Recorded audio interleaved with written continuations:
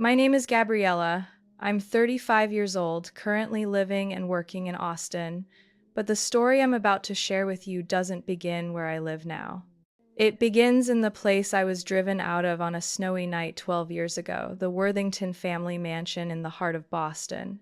More than 50,000 square feet of stone walls and chandeliers. It was Thanksgiving night. Inside the glittering banquet hall, my father, Richard Worthington, raised a glass of red wine, standing before hundreds of distinguished guests, and declared with proud certainty, "We have sold the entire Worthington Group, and Gabriella will not receive a single dime." The clink of crystal glasses rang sharp and cold. No one dared look at me. I sat there, surrounded by laughter, but in my hands was a thick brown leather portfolio enough to silence that entire room forever. They had no idea the secrets they'd hidden for years. I had them all. Have you ever been erased by your own family, as if you never existed? Have you ever returned to the place that cast you out not to beg for love, but to flip the game? If you've ever felt pushed aside, leave a comment below, hit like, and subscribe to follow me through this journey, because what happened next would forever change the Worthington legacy. I still remember that night as if it had just passed. Rain beat against the boardroom windows like a warning, but no one cared. That evening was the last time I was called the Chief Strategy Officer of Worthington Group. In that oak-paneled room under the cold light of chandeliers, I stood at the round table, clutching Lucas's project file so tightly that my knuckles had gone white without me noticing. My father, Richard Worthington, sat at the head of the table, his monogrammed handkerchief neatly folded beside a glass of scotch. He never looked at me. His eyes were fixed on Lucas, as if I didn't exist. I spoke plainly, no accusations, no emotion. The investment plan for factories in Indonesia has no long-term supply commitments. If the supply chain breaks, production won't meet deadlines. The financial risk is too high. Lucas laughed, a sound dripping with arrogance and mockery. Are you trying to teach me how to do my job? That seat you're in is charity from Dad, Gabriella. Don't forget it. I kept my eyes on my father. He stayed silent. Then he set his glass down gently and said, voice flat as winter wind, "If you don't believe in the family strategy, then you have no place here." It took only seconds. No one objected. No one spoke. Even my mother didn't lift her eyes from the design magazine in her hands. I stood in emptiness, as if the chair I had occupied for 6 years had never been mine at all. That night, I packed my things. Rain poured heavier, cold, and punishing, as if the sky itself wanted to strike me down. I dragged my suitcase across the slick stone path, leaving the Worthington estate without anyone stepping out to see me off. The gray stone walls behind me had never held a door meant for me to walk through again. Only one person appeared. While I was wrestling my luggage into the trunk, Helen, the woman who had raised me since childhood, came out from the back garden, her thin coat soaked through. Gabriella. I turned. The gate light fell on her face, thinner than I remembered, but her eyes were unchanged, gentle, sharp, and urgent. From her pocket, she drew out a small object wrapped in dark brown silk, her hand trembling slightly. When I unwrapped it, there lay an old key, worn and heavy. "I've kept this from William. Before he died, he told me, if the day comes when Gabriella is no longer accepted in this house, give her this key. Tell her never to forget what truly belongs to her." I asked, "What does it open?" She didn't answer. She only shook her head and pressed it back into my palm. "Not yet, but you must keep it. One day, you'll need—" I didn't understand. Back then, I thought she was just trying to comfort a child cast out of her own home, but I kept it, carefully wrapped, buried in the smallest pocket of my travel bag. I carried it with me through city after city, through cramped apartments that I never dared call home. Those first days in Austin were brutal. I rented a tiny office on the third floor of a crumbling building. Every morning I'd run down the street, shower at a gym, then return to sit in an empty room with no desk, no chair, just an old laptop and a dream without shape.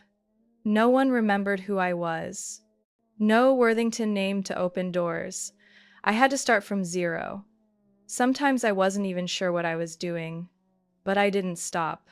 I relearned everything: strategy, operations, negotiation. I worked twice, 3 times harder. When others took holidays, I stayed behind to finish cash flow models. When they signed contracts through connections, I signed them by proving numbers. I never unwrapped the silk cloth holding the key, but it stayed by my side in my drawer, beside the first client file, beside the sketch of the logo for the company I founded, Orion Tech. I didn't use the Worthington name. I signed as Gabriella Rose, no dynasty, no privilege. I didn't call my mother. No one called me. 12 years. Every time someone mentioned Worthington in an investment meeting, I felt a chill down my spine, but I never spoke. Until last month, when I discovered Lucas Worthington had pulled funding from 2 clean tech projects that Worthington Group had promised 3 years ago. I traced it back. What I found wasn't just betrayal. It was proof of embezzlement, hidden assets, and selling off entire supply networks to a foreign company under his ex-wife's name. And then an invitation to Thanksgiving arrived in my company inbox, sent anonymously. Attached was the draft plan for the sale of Worthington Group. That was when I unwrapped the silk cloth. For the first time in 12 years, the key was still there. I tried it on a lockbox I'd stored in Austin. Inside were files from my grandfather William Worthington, including his handwritten will and final note. Gabriella is the only one who truly understands the value of this company. I laid the papers on my oak desk. I called my lawyer, prepared the counterbid.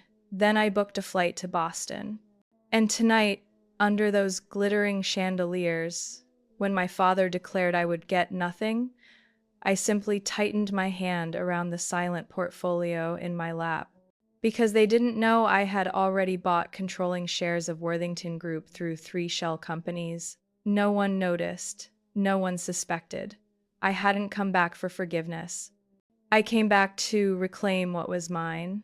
I stepped onto the stone path leading into the Worthington estate as Boston skies lay heavy with late autumn fog. The rental car pulled away, leaving me standing alone before the wrought iron gates, the same ones that once made me feel small, unworthy, unwelcome. I wore a charcoal suit tailored in a small New York shop where no one asked my name, only cared about fabric and fit. My hair pinned neatly at my nape, low brown heels steady on damp stone. I did not look like Gabriella Worthington of 12 years ago. That was the point.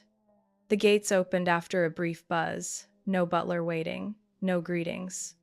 Only violin music echoing through thick glass and golden light streaming from crystal chandeliers across the ceiling.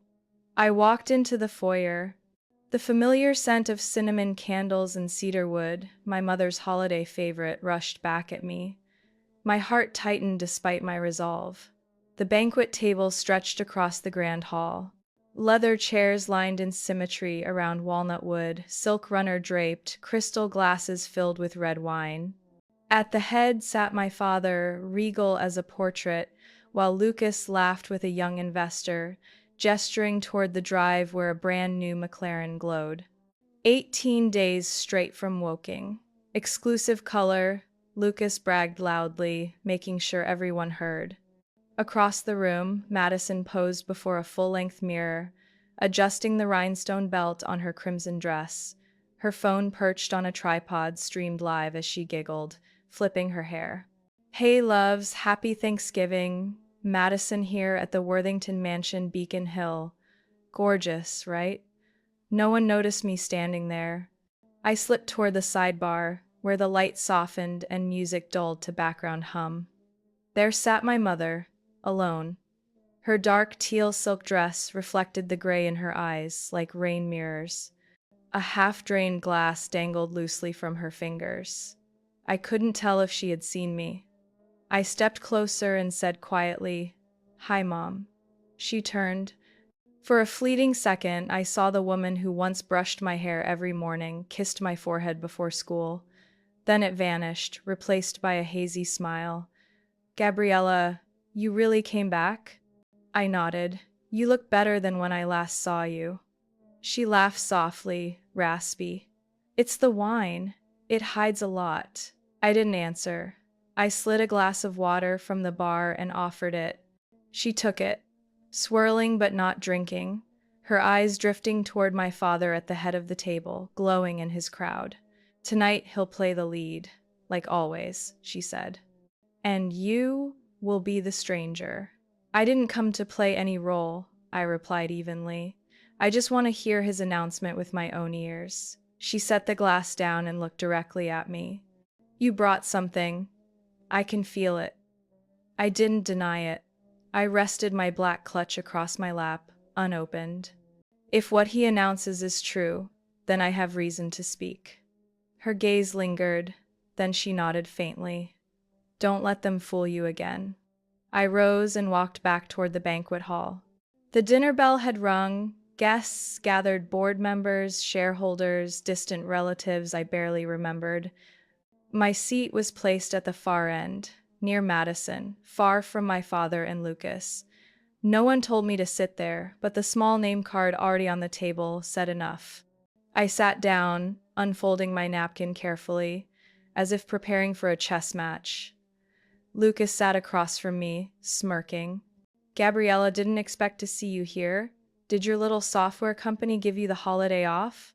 I didn't answer.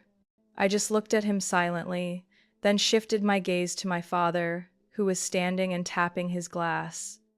That small sound silenced the room instantly. Every eye turned to him, and then, in his steady, theatrical voice, clearly rehearsed, he began. "The Worthington family has always prioritized vision. After many months of consideration, we've decided this is the moment to open a new chapter for the company." I glanced around the table. Lucas sat straighter, barely hiding his excitement. Madison fiddled with her phone camera under the table. "We have finalized the transfer of Worthington Group to an international partner. A major deal, at exactly the right time. Lucas will remain as CEO of the new company. Madison will lead the media campaign for the U.S. market." He paused, raised his glass to eye level, then looked directly at me.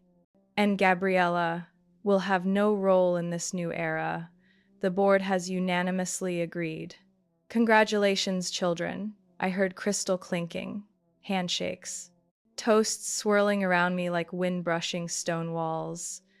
No one asked for my opinion, no one wanted an answer, but they had never asked what I carried with me this time. And they certainly didn't expect the very name they had tried to erase for 12 years would be the one to end it all. The air in the banquet hall seemed to thicken after my father's words.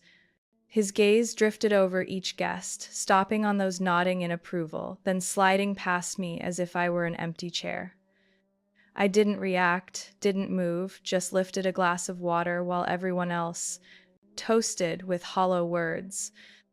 Lucas quickly became the center of attention. He stood, grinning like he'd just won an award.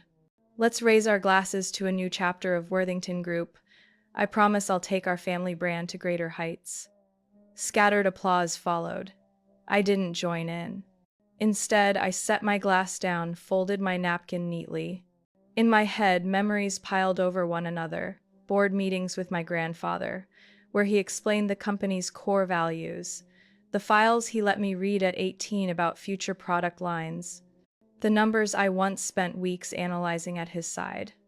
When I stood, no one noticed. Every eye was still on Lucas, bragging about negotiations with an investment firm in Zurich. I left the table, walking quickly but not rushing. I needed space. More than that, I needed proof of what I had suspected the moment I heard my father say, "The board unanimously agreed." I slipped into the west corridor leading to the old study and boardroom. I knew these halls, every stair that creaked, every doorknob that wobbled. The lighting was dimmer, the silence deeper. Then I froze Lucas's voice, lower now, stripped of charm. And she thinks she can just show up and claim a share? Don't worry, it's handled. The old trust is gone. Grandfather's clauses? Our legal team buried them. She's nowhere in the paperwork. I pressed myself against the wall near my father's office. The door was cracked just enough to let me hear every word. My father's voice followed steady, clipped, each word like a blade. Gabriella has always been the one to stir chaos. She doesn't understand who this family island. I've wasted too much time cleaning up William's mistakes. If he were alive, he'd admit we're right. Yes, he once wanted to hand the company to her, Lucas said slowly. But he's not here to object. I closed my eyes. Inside my chest, anger smoldered like embers not yet ablaze, but hot enough to burn. And about the sale money. Lucas's voice dropped. Only you and I need to know. Madison gets her slice, but it's small. She just wants the spotlight. A soft chuckle. She already signed exclusivity proposals with 3 ad firms before the deal was even official. She thinks this is a PR stunt for her personal brand, not the sale of a company. As long as she doesn't ask too many questions, let her play her influencer game. I eased back from the wall. Everything was clear now. I hadn't just been erased from my grandfather's legacy, they had turned it into a stage, a tool for their greed. When I returned to the banquet hall, the main course was being served. Everything still glittered, still roared with cheer. No one could guess that just behind the wall, a conversation had shifted the family's fate. I passed Madison, adjusting her ring light. Madison, I said softly. She looked up, eyes sparkling like flashbulbs. Gabby, you're in the frame now. I'm filming behind the scenes for my vlog. Special broadcast on deal day. I'm thinking of titling it My Family's $1 Billion Feast. Catchy, right? I smiled faintly but didn't answer her question. Instead, I asked, have you signed any contracts with media partners yet? She shrugged. Not official, but they've sent proposals. I'm still negotiating image rights. Do any of them know you're no longer an official heir to Worthington Group? Her brows furrowed. What are you talking about? Nothing, I said. Just asking. I returned to my seat. Lucas shot me a look, half wary, half mocking. I didn't return it. My hand rested on the black clutch. Inside was more than the files detailing Lucas's shell company deals. There was also my grandfather's handwritten will, a secret I had never shown anyone. They mistook my silence for weakness. But sometimes, strength lies in waiting for the exact moment to speak. And tonight, each passing minute was carrying me closer to that moment. Applause spread across the room, scattered but long, like a rehearsed reflex. Some smiled reluctantly. Older guests looked around, waiting for cues before clapping along. But eventually, all of them joined. They stood, raised glasses, nodded at Richard as if he had just announced a triumph, not the dismantling of a dynasty once built on trust and vision. I sat still, hands folded on my lap, expression calm. I didn't smile, I didn't react. But I felt eyes flickering toward me. Not pity, not quite shock, more like confusion. They didn't know what I was thinking, why I hadn't lashed out, stormed off, or begged. Lucas raised his glass, striding into the center of the room, walking like a victor in a race he had run alone. Ladies and gentlemen, he said in his polished tone, clearly rehearsed, I'm grateful for the trust my father, Richard Worthington, and the board have placed in me. Under his leadership, we built a company with global impact. Now, I vow to lead Worthington Group into a new era where innovation and efficiency will fuel worldwide growth. It sounded like a succession speech from a retiring CEO, not a son trampling his grandfather's legacy for Cayman transfers. And, of course, Lucas added, turning with a grin toward Madison, we couldn't do this without modern media. Madison, with your impressive reach, you'll head the global branding campaign. an initiative suggested by our father himself.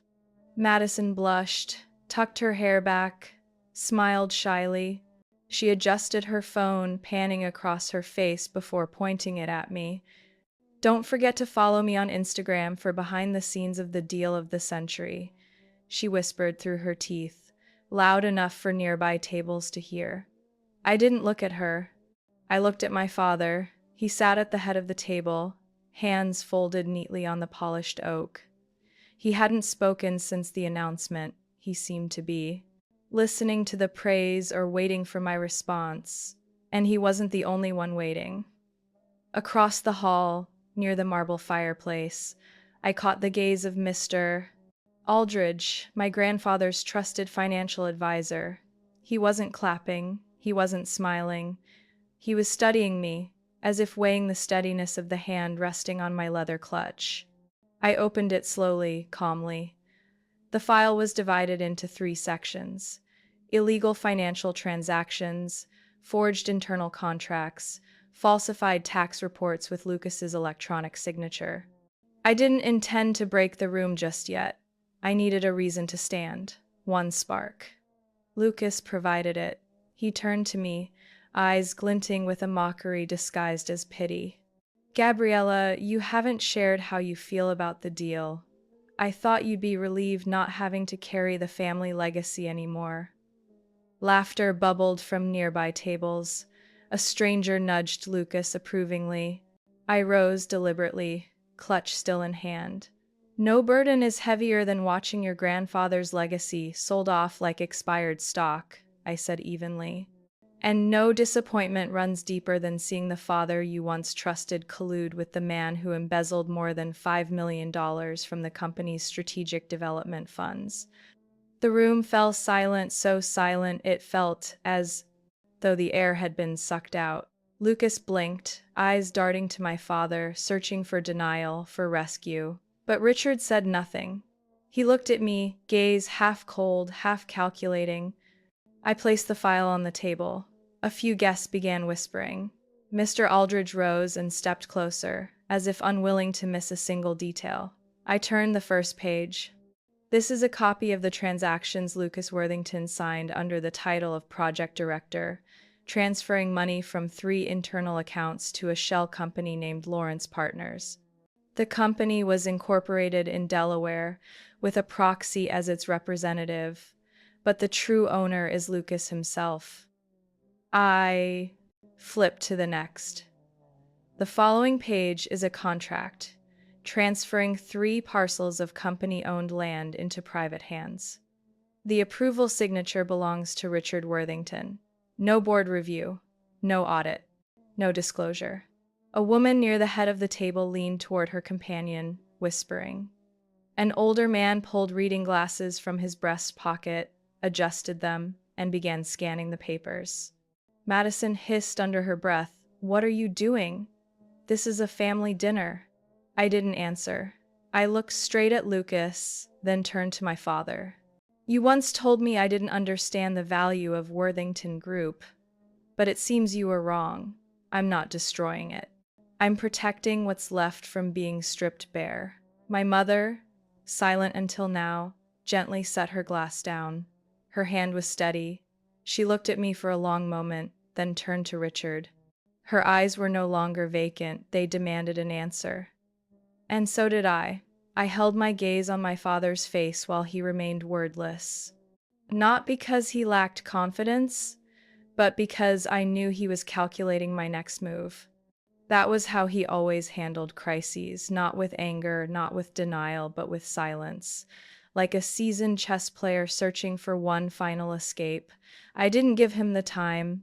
"Perhaps it's time you learned who Worthington Group's new strategic partner is," I said evenly, my voice carrying across the room. "The company signed the official transfer of executive control 2 weeks ago. The new owner is me." A heavy silence fell. Then murmurs began at the far end of the table, spreading quickly through the room like fire catching dry grass. Lucas shot to his feet, his chair clattering to the floor. "What?" He looked at my father, then at the board, then back at me. as if he were the victim of a cruel joke. "What the hell are you talking about?" I pulled a thicker bundle from my bag, the acquisition contracts, signed, sealed, verified by both board attorneys and an independent audit firm.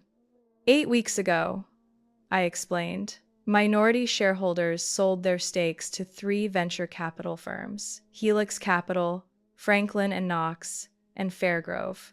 All 3 were represented at last week's board meeting. The minutes passed with 7 in favor, 1 against. I paused, glanced at Mr. Aldridge. He gave the faintest nod. The memorandum of transfer was signed by the full board with full legal verification. From the beginning, those 3 firms were only shells. The real owner is Orion Tech. I stepped forward, laying the contracts in the center. And the CEO of Orion Tech is me. No one laughed. Not even the usual sycophants could summon a line to soften the air. My mother released her glass. Lucas stepped back, then lunged as if to rip the papers apart, but froze when Mr. Aldridge placed his hand on them. Richard still said nothing. His jaw shifted slightly, eyes moving from me to the documents, then to each board member's face. "This is impossible," Lucas hissed. "You can't. You're no one. You don't have the right." "She is a legitimate shareholder, Lucas." Mr. Aldridge's voice cut through, steady and clear. "She owns 51.6% of shares through 3 licensed funds, with all documentation filed with the SEC. The transaction is legal. The board voted. No opposition, except your father." Lucas swung toward Richard. "You knew? You knew and said nothing?" Richard squinted. I didn't believe it was real. The documents came too close to the deadline, no name attached, nothing clear. I thought it was noise. "It's real," I said. "That's why I kept my identity hidden until everything was sealed. I couldn't risk emotion or sabotage. If you knew it was me, you would have blocked it by any means." Lucas slammed his hand on the table. "You did this for revenge?" "No," I answered. "I did this to preserve what my grandfather built. You sold it off like contraband at a back alley market." Madison had stopped filming. She stared at her phone screen blankly, as if waiting for a live stream viewer to tell her this was staged. But comments flooded in confusion, outrage, even tags to reporters. I turned to her. "Madison, you said you were about to sign promotional contracts for this deal?" She blinked, flustered. I thought Dad said I'd be the face of the brand." I nodded. "You can be a face, but not for the gutted version Lucas and Dad are selling. For a company with integrity and real values. Do you want that?" She didn't reply. She looked at Richard, hoping he'd deny me. But he stayed silent, fists clenched on the table, face drained of color. "You can't run a company like Worthington," Lucas tried again. "You don't have the pedigree. You left here with nothing." And because I left with nothing, I replied, "I know the value of everything. I built Orion from a rented office, from scraps of contracts, from a team of people you dismissed. You had everything, and sold it cheap for power and parties." I swept my eyes across the room. Worthington once stood for trust. I'll make it mean something again, not with promises. With proof. The room held still. No one moved closer, no one left. They stood in a moment between respect for my resolve and fear of their past betrayal. I didn't need their decision tonight. My path was clear. And it was only beginning. From my bag, I drew a small silver USB stick and placed it beside the open file. The light caught its metal surface, gleaming against the suffocating silence. On this drive is a recording of an internal meeting 3 months ago at Worthington's Chicago office. The speaker is Mr. Gregory Haynes, former CFO, who worked under my grandfather for nearly 20 years before being forced into early retirement without explanation. Lucas stepped back. Richard's hand twitched toward the device, but froze under the weight of dozens of eyes. I signaled a technician. A young man came forward, plugged the USB into a laptop near the projector. I nodded. The sound began, chairs scraping, a cough or two, then Gregory's voice, flat, dry. This meeting is just a report, but I record it to protect myself. I can't stay silent while the R&D fund loses $5.2 million without board approval. I confronted Lucas Worthington, who said he had direct orders from Richard. The money was split, funneled into shell company accounts. The only sound in the hall now was the recording, each word striking like a gavel. Part of the money placed as a deposit for a private yacht. Part wired overseas as international consulting fees. No response came to my internal audit report. Soon after, I was told to retire early without reason. A chair scraped loudly. A guest stood. It was Laura Emerson, former independent financial monitor during my grandfather's tenure. "It's true," she said, trembling with anger. "I asked to review Q3 transactions last year, but Lucas stalled. Then, Richard. They claimed a new accounting system. I was blocked from original records." Another voice, Mr. Mallory, a major shareholder from Hartford Insurance, nodded. "I was told those payments were approved, but saw no official minutes. If Miss Gabriella has copies, we must reconsider Lucas and Richard's positions immediately." I handed printed reports to key members around the table. Verified bank records from Orion Tech traced the fund's withdrawals, usage, dates. Lucas paced like a cornered animal. "There's nothing illegal here," he shouted, voice cracking. "Every expense followed protocol. You're just jealous, Gabriella. You came here to tear this family apart." "Family?" I turned on him. What family sells its legacy for personal gain? What family hides, forges, and erases a child for refusing to bow? I never came to destroy anything. I came to stop the hands already destroying it. The main doors opened suddenly. All heads turned. Soft footsteps crossed the polished wood. Helen, the longtime housekeeper, stood there, hair silver, coat gray, eyes still warm as on the night I left. In her hands a small ebony box, weighty though modest. I had never seen it before. No one spoke. She walked straight to me. The room receded, leaving only her and me. "Gabriella," she said gently, but firmly. "On the day William passed, he called me to his study. He said, 'If Gabriella returns and things are not as they should be, give her this, not sooner, not later. Only when she is strong enough to face it.'" She placed the box in my hands, steady. I lifted the lid. Inside, a brown envelope sealed with the Worthington crest. I eased the paper out. My grandfather's hand firm, slanted. I read aloud, each word sharp as iron. "I, William Worthington, in sound mind and clarity, declare Gabriella Rose Worthington the sole heir to full executive control and ownership of Worthington Group, effective upon her 30th birthday, independent of any other board decision. Any amendments made after my passing are void without the original board's certification." I looked up. The room was silent. No one doubted anymore. Helen pulled another set of papers from inside her coat.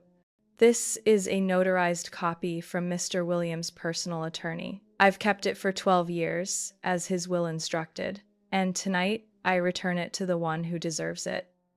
I bowed my head in gratitude. She gave only a faint smile, then stepped back into the corner of the room, as though she had finally completed a duty her heart had carried for years. I looked straight at my father. "I no longer need to prove anything to you, but I owe something to those who still believe in the values of Worthington. And tonight, I fulfill that not with words, but with action."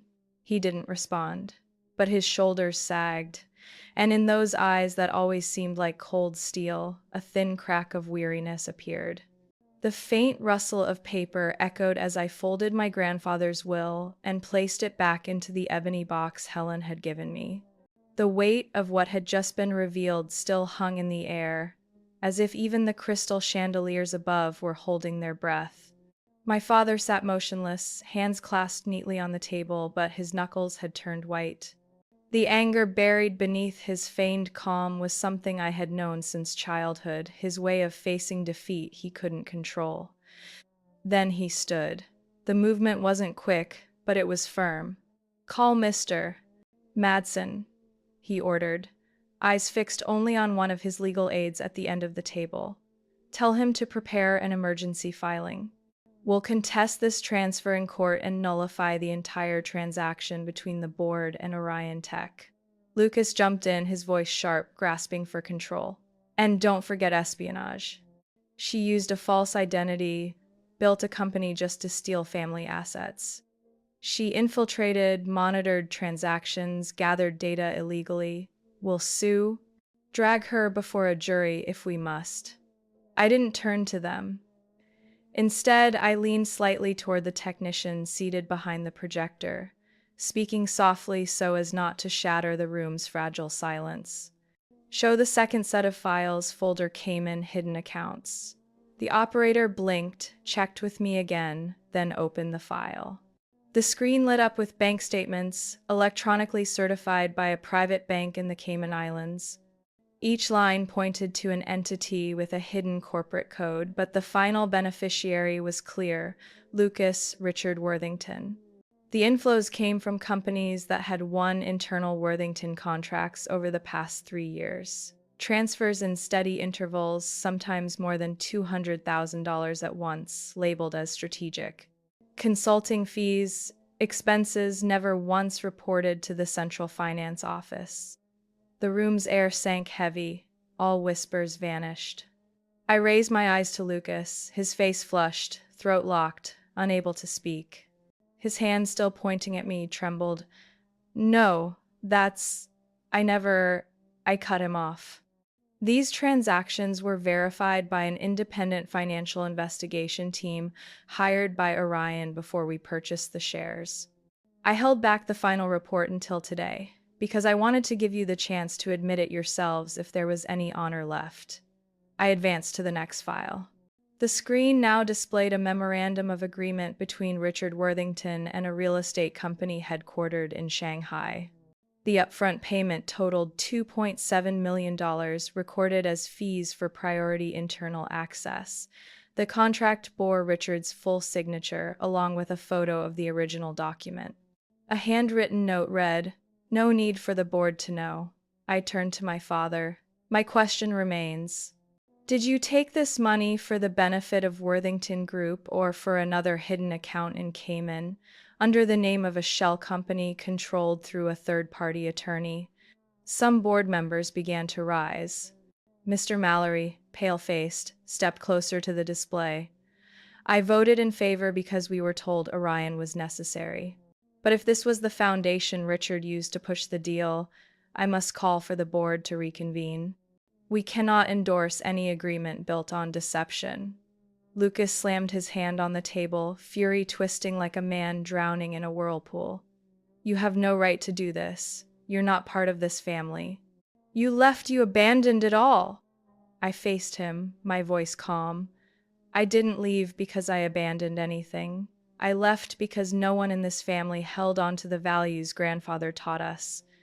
And if I must choose between the title of family member or being the only one still carrying Worthington's principles, I choose the latter."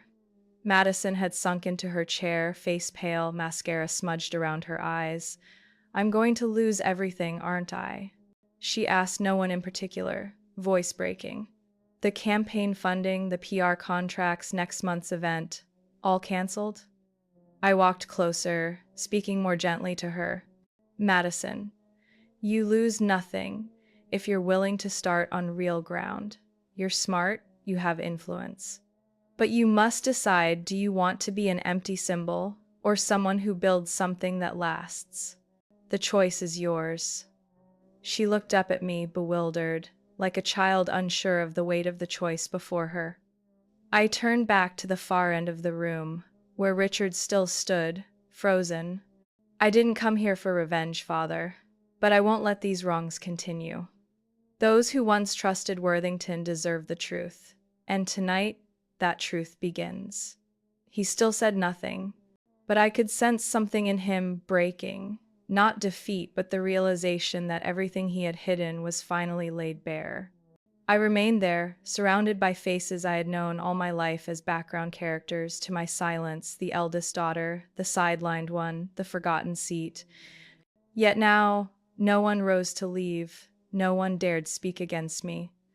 The air was tight, stretched like a cord waiting to snap, and the break came from someone I hadn't expected. My mother, Evelyn Worthington, set her glass down with a quiet but firm tap. The sound sliced the silence like a ship's rudder turning against a current. All eyes shifted to her. She rose slowly. Still elegant, born of old line tradition, but her eyes carried something new, a flame rekindled after years of suppression. "Gabriella," she said softly, but with more weight than any words she had ever spoken to me. I turned. The whole room waited. Even my father looked at her, blinking, but didn't interrupt. She rested a hand on the back of her chair, as if steadying herself against a flood of memory. "Perhaps it's time you knew the truth, and everyone here should hear it as well." She pulled a thin file from her coat pocket, wrapped in dark brown leather. I had never seen it before. "After your grandfather William passed, I kept what little remained in his office. Much was destroyed on Richard's orders. I couldn't stop it. I had no power in this house. Every decision rested in his hands. I held the keys to the archive room, yet was never allowed to enter it freely." Her voice wasn't loud, but each word came like a chain breaking after a decade of silence. "I knew you weren't expelled from the company for professional reasons," she continued, looking at Richard now, her voice steady. "It was because you were the only one willing to tell the truth that Lucas lacked vision, that the company was heading down the wrong path. And he couldn't accept it." Lucas scoffed, but the sound faltered when Evelyn opened the envelope, revealing papers yellowed with age, clipped carefully together. She handed them to me. Her fingers brushed mine, just a fleeting touch, but I felt the tremor of someone handing over a memory too heavy to keep. I took them. The blue ink was faded but legible. My grandfather's handwriting was still strong. My chest tightened as I skimmed the lines. "This is the management philosophy outline William drafted only months before his death," my mother explained. "He planned to present it to the board to restructure the company around more human values. Not just profit, but ethics, creativity, sustainability. He said if Gabriella had the strength, she would be the one to make it real." I drew in a deep breath. The words weren't just sentences, they were embers of a vision I thought long extinguished. "Why didn't you bring this forward sooner?"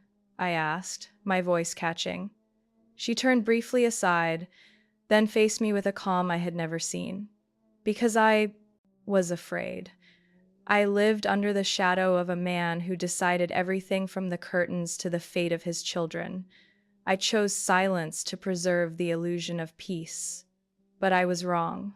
And I refused to stay wrong any longer." No one spoke. The silence was different now, not tense, not false. It was listening. I turned to Mr. Aldridge, who had remained quiet. He reached for the papers, read a section carefully, then nodded. "This is a strategic internal document, and most importantly, it was never disclosed. If this had been recorded in the original directives, subsequent changes under Richard's leadership could face legal review." Another board member, Mrs. Lucia Tran, a former observer for minority shareholders, spoke from the left side. "Gabriella, if you follow what William outlined here, I'm prepared to transfer my shares to Orion under long-term development terms, as long as you uphold the spirit of this document." I nodded, eyes lingering on my grandfather's words. "A company must build people, not just products. Its greatest asset is trust, and the heir must carry the flame of ethics even when the world doubts her." I lifted my head and met my mother's gaze. For the first time in years, she didn't look away. She saw me not as the daughter pushed from the table, but as a woman standing for what was right. I didn't thank her aloud. I didn't need to. In her eyes, I sensed a release she hadn't expected to feel, a freedom not born of forgiveness, but of finally doing what was right after years of silence. My father still stood there, hands clenched as if gripping the remnants of boardroom power, but his eyes no longer had their sharp edge. Behind his silence churned not just anger but fear, fear that what he believed untouchable was breaking apart before him. Gabriella, he said at last, voice lower, almost coaxing, I know mistakes were made, but this is still your family. Everything you're doing tonight, seen from another angle, is fighting against your own blood. I stayed silent for a moment, not out of hesitation, but to let him feel the weight of silence he had forced on me for years. I looked at him not as a father, but as a man lost in his own traps. Family is not where loyalty is demanded while dignity is denied, I replied steadily. I'm not fighting anyone. I'm simply refusing to stay silent while the Worthington name becomes a symbol of greed and deceit. Lucas shot to his feet, his face drained of color. He grabbed his phone and barked over his shoulder. I'm getting the car. I won't stay here another minute. He hadn't turned when the main doors swung open. Two men in dark coats entered, badges raised. One of them, tall with silver hair, spoke first. Lucas Richard Worthington? Lucas stepped back, his voice rising. I didn't do anything. This is private property. You have no right to be here. The younger agent pulled a folder from his suit jacket and held it up. We have a warrant for your detention on suspicion of financial fraud and unauthorized cross-border transfers. The complaint and supporting documents were filed with the federal office a month ago. Lucas's eyes locked onto mine. For a moment, I saw panic, not just from being arrested, but from being stripped bare. You? His voice cracked, almost a scream. You planned all this from the start? I gave no reply. I simply watched as the agents closed in, cuffed him, and read his Miranda rights aloud. Lucas resisted, but no one in the room moved to stop them. Richard followed his son with his eyes as he was let out. His face stayed hard, but his shoulders slumped. Gabriella, you didn't have to take it this far, he muttered, clinging to the illusion that he still controlled the narrative. I didn't push anything farther, I answered. I only pulled it back to where it should have been long ago. Across the table, Madison sat, curled in a velvet chair, staring blankly. Her phone screen still glowed, though the live stream had cut off when Helen walked in.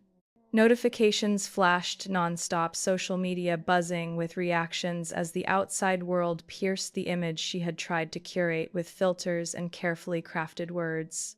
I walked toward her. Madison. She lifted her head. Her eyes were red, mascara streaked down her temples. I didn't know anything. I thought father was still in control. I thought this was just a way to build the brand. I sat beside her, resting my hand lightly on the chair. No one is accusing you, but you have two choices. You can keep playing the role others scripted for you, or you can start writing your own life, grounded in truth. She didn't answer right away. She ran her fingers through her hair, eyes still unfocused. You think I could actually do something real? I believe you can if you step out of the screen and look straight at yourself. I reached into my jacket and pulled out a printed invitation. The launch of a new foundation called the William Initiative, dedicated to funding tech education for underprivileged youth. I need someone to lead strategic communications for the foundation, not a spokesperson, not a social media symbol, a real person doing real work. If you're ready, this is your chance. Madison stared at the paper in her hands for a long time. No one urged her, no one pushed. Finally, she looked up and gave a small, slow nod, and in the corner of her eyes, I caught a glimmer, fragile, but more alive than anything I had seen in her all evening. At the head of the table, Richard Worthington sat alone. The board members had drifted toward me and the Orion group, discussing next steps. No one circled him, no one asked for his counsel. The chair that once symbolized his power now looked like nothing more than a fading shadow beneath the crystal lights. I didn't approach him, not out of hatred, but because some distances should never be bridged with words. Some mistakes need to be faced in silence, so the one who made them understands not everyone remains to forgive. As for me, I no longer needed that. I had made my choice, and the road ahead, though long, was mine to walk. 3 months later, I stepped out of the elevator on the 12th floor of a new headquarters in Cambridge, Massachusetts. The glass front building, draped with greenery, now bore the name Aurora Innovations. Silver letters gleamed under the morning sun, reflected in the calm waters of the Charles River below. Aurora wasn't chosen by chance. It means dawn, a new beginning. No more Worthington, no more past tangled with the shadows of broken glory. Aurora stood for the values my grandfather once wrote about but never lived to see realized. Innovation grounded in ethics, sustainability, and integrity. I walked through a gray stone corridor and stopped at a glass wall where new photos had just been hung. A team of young engineers installing solar panels at a public school in Detroit, a female student on an AI scholarship speaking at a Boston conference, a group of native collaborators in New Mexico building software to localize agricultural data. All people once overlooked in the old strategy meetings. My office wasn't large, but it was bright with natural light. No heavy oak desk, no glossy leather chairs. Just an open space in neutral tones, low bamboo shelves, and framed calligraphy collected from my travels. I didn't need power reflected in furniture.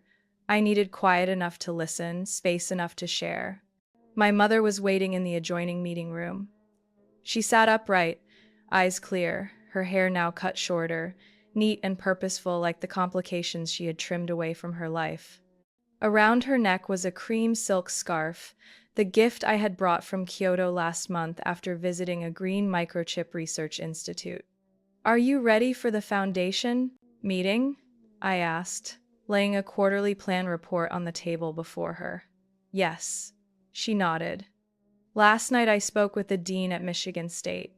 They agreed to open 2 more scholarships under William's name, one in engineering, one in sociology." He was deeply moved by the handwritten letter I sent. I smiled. "It's been a while since you wrote by hand."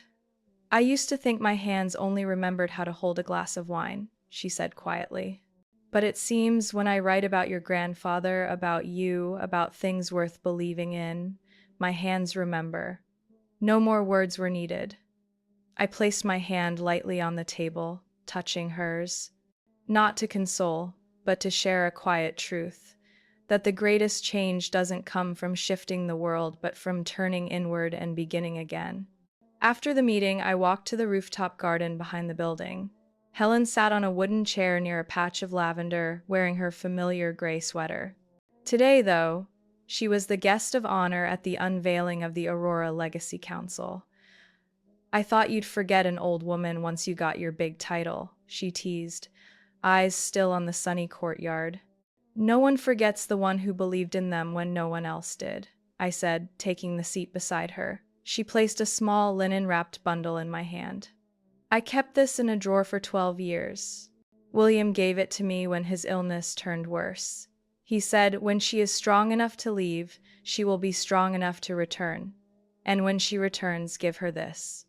Not to remind her of the past, but to remind her that every time needs courage." I unwrapped it. Inside was my grandfather's pocket watch. Silver casing etched with interlocking arcs, its delicate hands long stopped. Yet the glass face was clear, unscarred.